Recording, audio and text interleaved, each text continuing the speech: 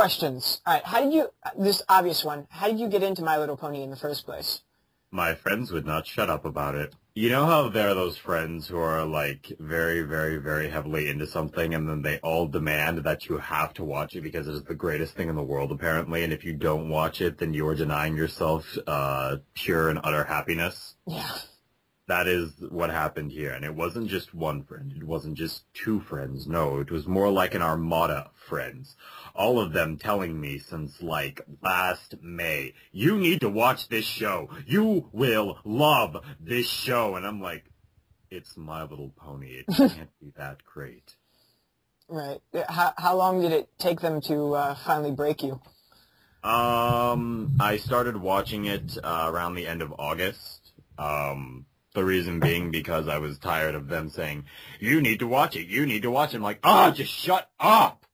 And then one day the power in my house went out, and I decided, what the fuck am I going to do to pass the time? So I picked up my phone, and I started watching it on my phone. I watched the first 2 episodes, thought it was the dumbest fucking thing in the world because they introduced a villain, and I was like, oh, this'll be they killed it off in the 2nd episode. And I thought that was an interesting concept. I thought they were going to run with that, but I guess I was wrong. And then after that, those 2 episodes, I stopped for like 2 hours, and then I went back, and I watched the entirety of Season 1 over the course of 2 days, and I could not put it down. What do you think of the 2nd season so far? It started off a little bit rocky. I loved the pilots, and then up until, like, episode 5, it felt a little bit odd. Like, what I liked about Season 1 was it had this level of subtlety to it, like that subtle level of comedy where it didn't rely too much on visual gags or facial expressions. It was more so, like, speech-based, and, like, the expressions and crap weren't over the top. But in the beginning of Season 2, up until about episode 5, because, again, I'm still on Cutie Pox, by the way, because I haven't watched it in a while. But up until that point, it just felt kind of forced. It was taking the route that, like, Billy and Mandy took, where they had to put a lot of effort into gratuitous amounts of detail to get reactions out of people. But from what I understand now, they've dialed it back, and it's back to what, you know, Season 1 was, which I'm very happy about, so. What's your favorite episode out of all of the ones you've seen? Oh, God, Baby Cakes. Baby Cakes. I just, look, I hated Pinkie Pie. I never liked Pinkie Pie until I saw that episode. And then I watched that episode, and I'm like, I want to hug you so bad. I mean, just everything about that episode was brilliantly written, wonderfully executed. I mean, just amazing. How did you get into rapping? Oh, now that's a fun little story. I was, I think, around 6 or 7. And what happened was my brother always used to go out skateboarding, and he'd always take me with him. And we had this big old dual cassette boombox that we had. And back in the 90s, if you had a dual cassette boombox, you were the shit. And so what we used to do is we used to go from my house over to my elementary school where my brother would skateboard. And while he would skateboard, he'd blast the same Wu-Tang Clan soundtrack. And while he'd skateboard, I'd just listen to the music, and I loved it. I've always been a very bass-heavy person. I've always loved rap, just the way that it flows, the beat to it, everything about it. I loved it. And so I would watch him skateboard, and I'd be trying to, you know, remember the lyrics to these Wu-Tang Clan songs. I wouldn't understand what they're saying, but I know what the words are. And then after that, I always started listening to it. And then, you know, in the 90s, Eminem came out, and I started listening to more of him, Biggie Smalls, Dr. Dre, Tupac. And from there, it just kind of went. And then when I was 15, I decided to try giving rapping on my own a shot, and that turned out horribly because I got booed off stage. Don't even want to talk about that. And then fast forward to early September, and I meet I Bring the Lulz, who, after I rewrote a verse he made for Philly of a Philly that he applied to Busta Rhymes' Break Your Neck, he pushed me to actually start writing my own shit, and lo and behold, here I am. Yeah, was that was Sonic Rhyme Boom, which is the first one you made, right? Yep, very first one I ever made. Yeah, I wrote that over the course of a week. And that was the very first piece I ever wrote. So it was Lulz who got you into rapping about ponies? Yeah, kinda. obviously the biggest rap you did, the most popular and famous one in the My Little Pony fan base culture, is Beyond Your Tomb, right? Yes. How did you handle the fan reaction to that when it just blew up all of a sudden? I didn't handle it well, just let me say that right now. I am a very self-degrading person. I don't have a lot of self-esteem. I didn't really like any of my work. That particular piece took me well over 200 takes to get even close to what I wanted it to be. And even now, it's still not anything what I want it to be, but I can't go back and do it now just because I can't do it anymore. You do enough takes on a song and you're just like, fuck it, I'm done.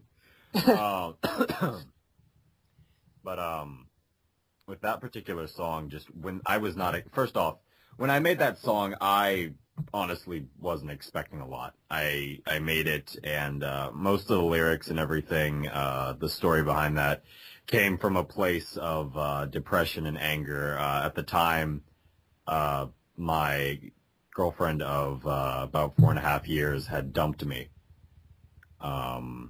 And so I kind of just used that emotion and fueled it into my music. And that song was essentially the product of that. And when I put it out, I really wasn't expecting it to go anywhere. But jokingly, when I emailed it to them, I included a whole bunch of my dramatic readings because I said, I am determined to get my own post on EQD. Then I go on EQD, and that one song has its own post, and I'm like, what?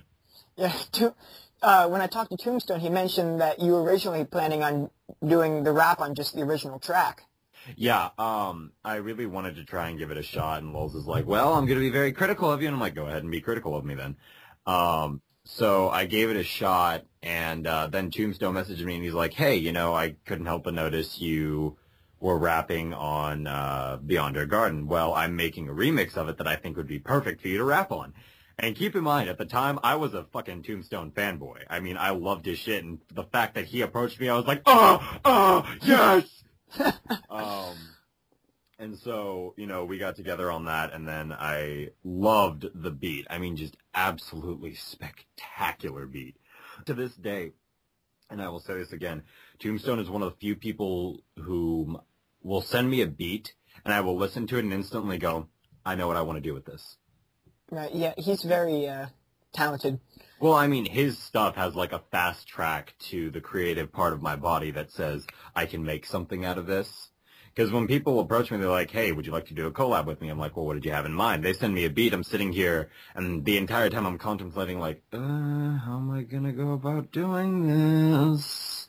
But Tomb, it's just like, I know exactly what I want to do. But when it got its own post and everyone liked it, I freaked out. Like, honestly, I was freaking out. Ignore my cat if you can hear him. Hi, cat!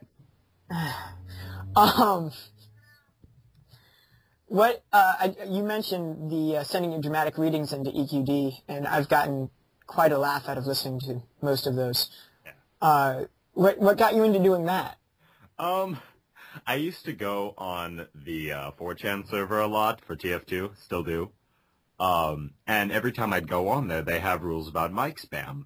It's like, keep it down to like 2 minutes or some shit. But if you're doing dramatic readings, most people will just listen to the shit you have. And so what ended up happening was I listened to so many just amazing dramatic readings. And by amazing, I mean the content was fucking awful, but the dramatic readings were hysterical.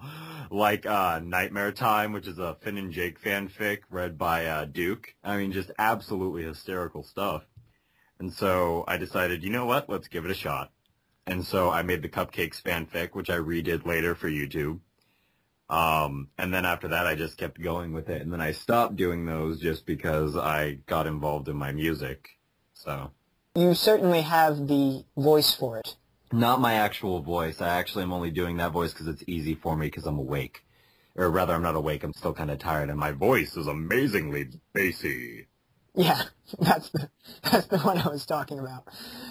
Well, I noticed every time all of your songs and your live streams and stuff, I just see you with everyone. Yeah. Pretty much everyone who's a name in the community, I think I've seen you with at one point or another. What's that like? Just being involved with so many huge names. It's first off, it's pretty great. It's pretty awesome, to be honest. Mostly just because it's like, you know, when I started in this fandom, it's like there are all these big names, and I'm looking at them like, wow, how cool would it be if one day I was as big as them, hanging out with them and playing games and shit. Like when I released Beyond Her Tomb and Alex S subscribed to me, I flipped out. I called my mom. I was like, Mom, Alex S subscribed to me. She's like, good. Who's Alex S? And I mean, it blew my mind. And it's like, now I know these people, like, you know, Pinkie Pie Swear, Alex S. I know them all personally. We just hang out, shoot the shit, play games. Same with people like Kevin Sano, Veggie, the guy who does, the MLP comics, like the really show accurate ones on DeviantArt. Yeah. John Hoseko, Pixel Kitties. I mean, it's crazy, because had you told me a couple months ago that I would be hanging out with these people, that I would be, you know, friends with these people, just casually shooting the shit with them, I would have looked at you and been like, no way. What's your favorite Pony song from the actual show? Oh, from the actual Pony show? Well, I really want to say it's the Flim Flam song, but I haven't heard it yet in its entirety, but from what I understand, it's the catchiest thing in the world. God, if I had to choose, it's a tough one. I'd probably have to say At the Gala. It's my favorite too. That and Winter Wrap Up. I can't stand Winter Wrap Up. Oh, why? I can't. I'm sorry. You have to understand, I've headed a couple of fucking brony panels, and watching a whole bunch of, like, how do I put this delicately? Watching a whole bunch of 40-plus-year-old neckbeards,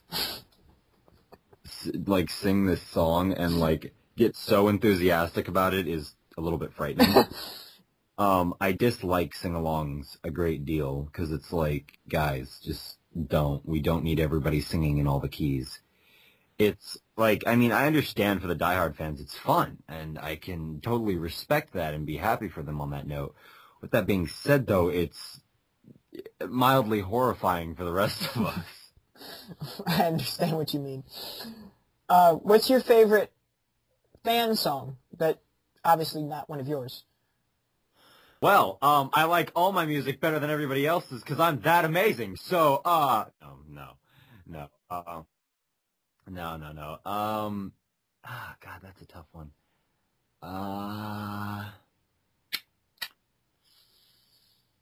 Because, like, I'm thinking through all the songs because I've heard some great shit. Well, give me your top three then, if that's all right. easier. Top three. She's a Pony.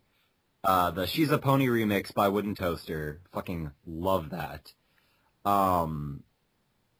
Number two, it's a tie between both DJ Alex S. and the Living Tombstones, Party with Pinkie Pie's remixes. I love that song. I love Tombstone's remix, but I love the original just as much, so I couldn't decide. And the number one probably has to be Summer by Jackalap. I mean, it's just so bouncy and happy and amazing, and love it. I'm so happy that that Jackal's allowing me to help him write his. He's allowing me to help him write Spring. I'm pretty excited about that. Oh, he is? Yep. That's cool. You know, Jackal and I are really good friends. Yeah, I discovered the other day that I think I'm actually a few months older than Jackal is. And when's your birthday? The 25th. I'm turning 20. Of what? February. My bad. February? Yeah. He turned... Oh, God. Did he turn 19 or 20? It was 19 because I saw Tombstone posted a... Yes, yeah, you're 11 months old. Yeah, I don't know why, but I was under the impression that he was like 22. You know, I thought the same thing, and when he told me he's 19, I'm like, wow, okay. Last question. This hopefully is an easy one. Favorite pony? Rainbow Dash. Okay. I've stopped going into the whole, you know, reasoning behind it. Just Rainbow Dash. That was a lot quicker than I expected. Like, what were you expecting? Just, oh, well, there's Princess Luna and Rare. No, just Rainbow Dash. I'm sorry. All right. Well, thank you for taking the time to answer my questions. Oh, absolutely.